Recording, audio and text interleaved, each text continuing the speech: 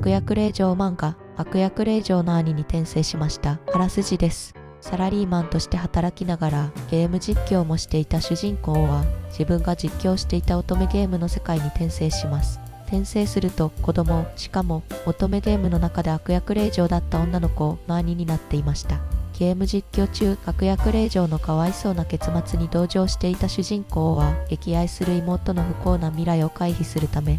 奮闘します。おすすめポイントは3点。1つ目は物語の視点です。本作も追放悪役令嬢の旦那様と同じく変わり種で、悪役令嬢ではなくその兄視点のお話です。転生前におもちゃメーカーで働いていた主人公は子供が好きで、妹だけでなく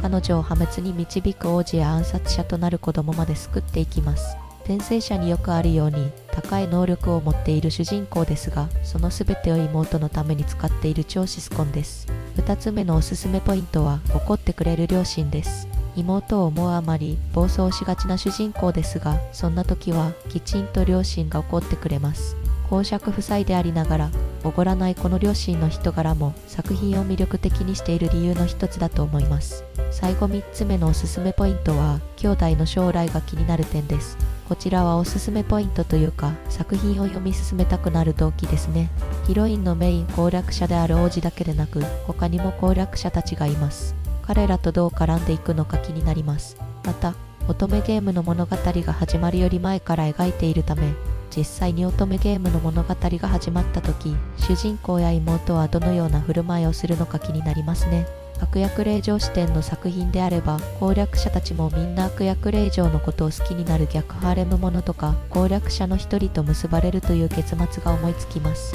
しかし、本作の視点は悪役令嬢の兄